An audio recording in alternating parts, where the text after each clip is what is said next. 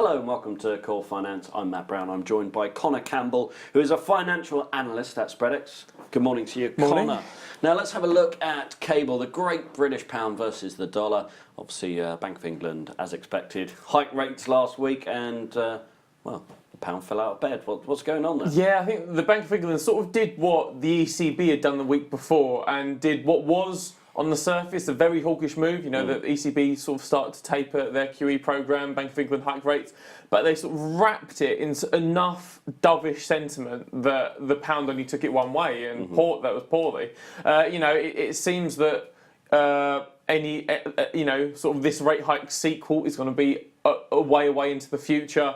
The pound reacted very badly to that plunge. You know, I think it ended up being like 3 cents in difference between where it was on the Wednesday, its peak, and then by the end of Thursday. Since then, since this chart was taken, it's recovered a bit more ground. It's sort of around the 1315 mark. I think it's interesting that our clients are now, after sort of weeks and weeks of sort of mixed trading from our clients, they are sort of firmly behind the pound now. I think they're looking for it to recover a bit more, maybe back towards that 132 mark. It is interesting, however, you know, you've got the threat now, or almost the certainty of a Fed rate hike in December, and what does that do to the pound? Really, you know, I think that's why there is maybe an upper cap on how far the pound can climb in the coming weeks, because the further November goes on, the more sharply that potential Fed rate hike is going to come into focus, and I think that will cause a few jitters for it towards the end of the month.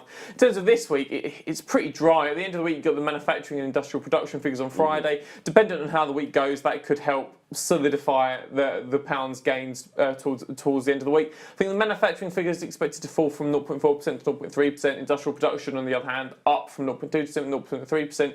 Sort of cancels each other out, but you know, any beats in terms of those figures will be welcome on Friday. Like I said, our clients are buying around that 131, 132 mark, looking for the pound, if not to climb back to those 133 levels it saw last week, at least solidify sort of in the middle of the losses it saw last Thursday. And did you have many clients long into the Bank of England? It did feel like one of those trades that it's better to travel than arrive, and we saw that with the ECB, and maybe we'll see that with the Fed in December. Is it a case of wait for these announcements and then trade on the back of them?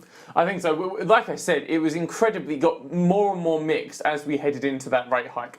Despite the relative certainty of the Bank of England actually raising rates, our clients, I think, weren't sure what the pound was going to do. It was so expected at this point that I think that's why you saw a few sellers creeping in, and you know, it was the right call. And it'll be interesting to see whether we get that next month with the dollar, given that Fed rate hike is even more locked on than you know, there was a bit of doubt surrounding the Bank of England rate hike due to, you know, it wasn't a unanimous decision. It was 7-2 at the end of the day in the vote.